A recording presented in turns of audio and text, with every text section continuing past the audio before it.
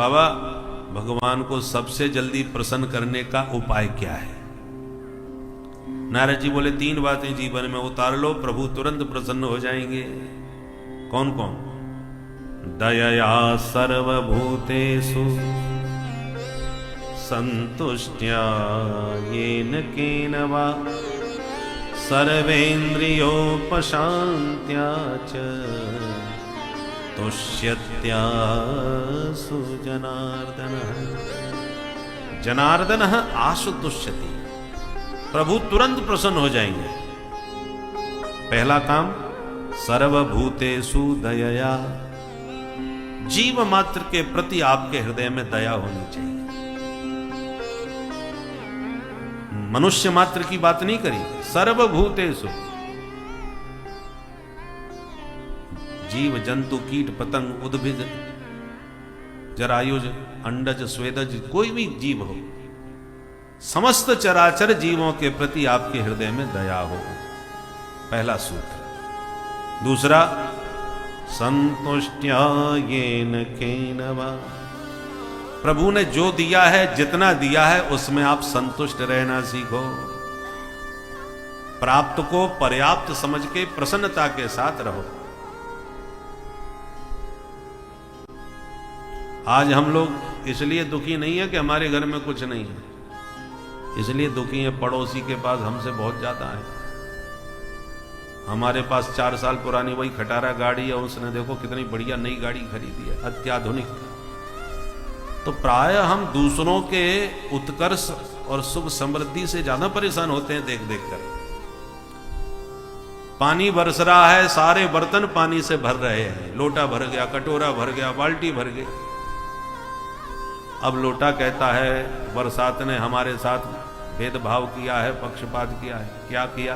बोले देखो बाल्टी को कितना ढेर पानी दे दिया, हमको तो 1/4 भी नहीं दिया उसके बराबर। पक्षपात नहीं। तो मेघमंडल कहेंगे भैया हम तो सब पर बराबर बरस रहे थे, जिसका बर्तन जितना बड़ा उतना भर गया।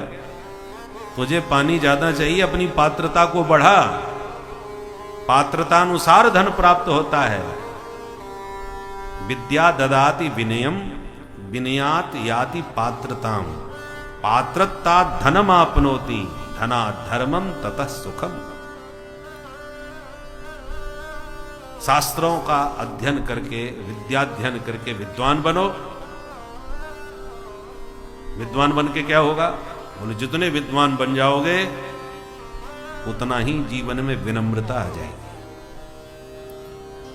अल्पज्ञ जो होते हैं वो अपना ज्ञान बखारते हैं, देखो हमको भी आता है, दिखाने की कोशिश करते हैं।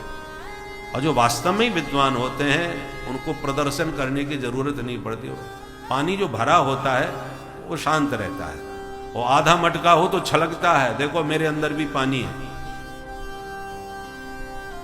इसलिए विद्या ददाति विनयम, जो वास्तव में विद्वान होते हैं उनमें विनम्रता होती है।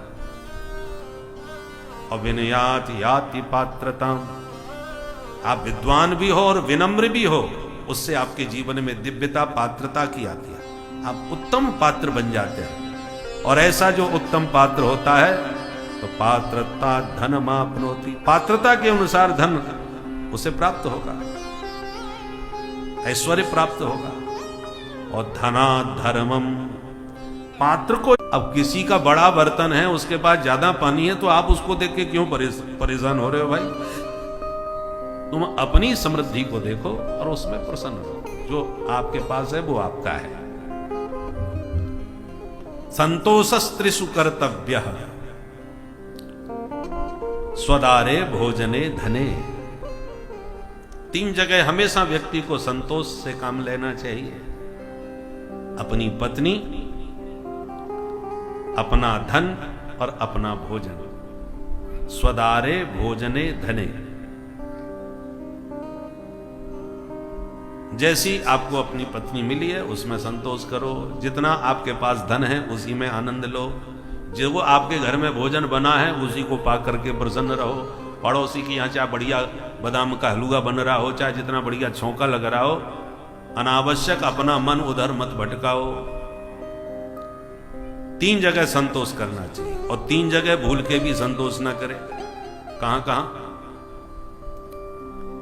त्रिषु चैव न कर्तव्यः स्वाध्याय जपदानयो।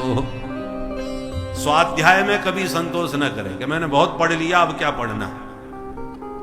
जीवन भर विद्यार्थी बन के रहना चाहिए, हमेशा स्वाध्याय, स्वाध्याय में कभी प्रमाद न करे, ऐसा वेदों का आदेश है।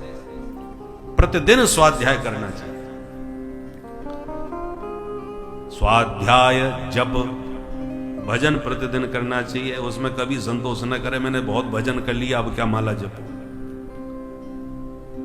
और दानयो, दान देने में कभी संतोष न करे। 3 जगह हमेशा असंतुष्ट रहे कि मैंने कुछ नहीं किया, मैंने कुछ नहीं पढ़ा, मैंने कुछ नहीं दिया, मैंने कुछ भी भजन तप नहीं किया। ये 3 जगह हमेशा असंतोष रहना चाहिए।